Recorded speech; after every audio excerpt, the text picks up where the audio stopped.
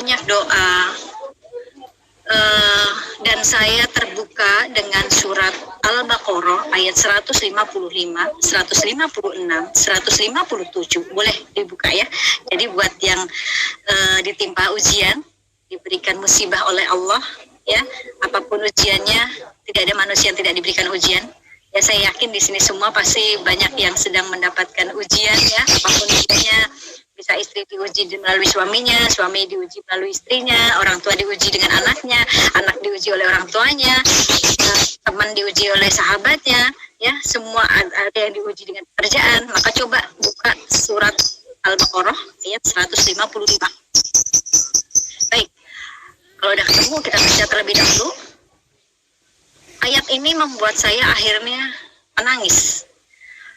Ayat ini akhirnya membuat saya bersyukur kepada Allah. Yang tadinya saya mengatakan, ya Allah, kenapa sih saya terus? Setelah suami diambil oleh Allah, ayah saya juga meninggal nggak lama, belum ada setahun. Lalu belum ada setahun juga rumah saya terbakar. Kenapa ya Allah? Lelah komplit sama Allah. Sampai akhirnya saya membandingkan ujian ini pada ujian orang lain. Kenapa bukan dia aja? Kenapa bukan orang lain aja? Kenapa saya? Anak saya masih kecil-kecil. Nanti saya cari nafkahnya gimana? Nanti saya cari uangnya gimana? Saya nggak punya pekerjaan apa-apa karena biasa mengandalkan seorang suami. Nah, ini paling penting ya Bu ya, untuk kita semua jangan berharap bergantung kepada manusia. Ya, mulailah bergantung kepada Allah, mulai berusaha untuk berharap kepada Allah. Kita semakin bergantung kepada manusia, berharap kepada manusia, semakin banyak akan kita mendapatkan kekecewaan. Ya.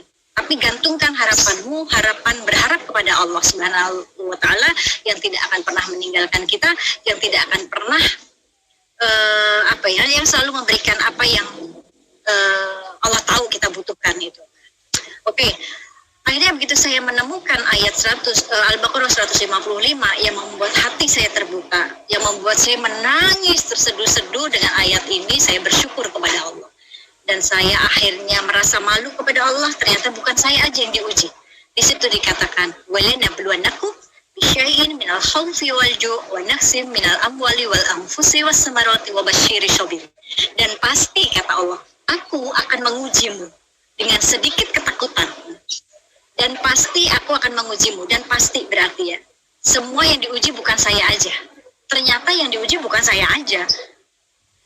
Allah mengatakan pasti mengujimu. Berarti semuanya itu diuji. Hamba Allah itu diuji oleh Allah. Dengan sedikit ketakutan.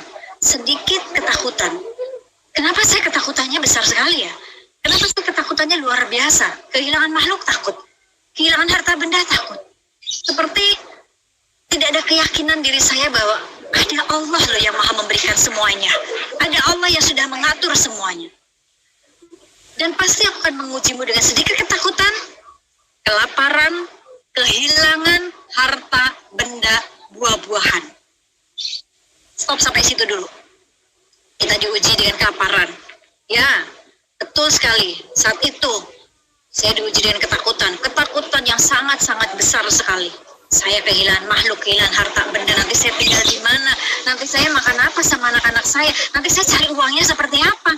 Biasa suami yang memberikan uang ini, saya harus mutar otak untuk bagaimana caranya saya mendapatkan uang untuk sekolah anak-anak saya, untuk menghidupi anak-anak saya. Saat itu anak-anak saya masih kecil. Yang nomor satu saja saat itu masih umur 12 tahun. Umur 11 tahun. Ya. Nah, di situ kehilangan sedikit kelaparan. Ya, saat itu saya bingung, walaupun dalam keadaan lapar. Lalu, ya alhamdulillah, ala kulli hal, ada saja teman-teman yang membawakan makanan. Lalu kehilangan harta benda, betul, saya kehilangan semuanya. Apa yang saya miliki, semua yang saya miliki, semua yang saya kumpulkan, bahkan surat-surat berharga, semuanya terbakar, tak bersisa satupun.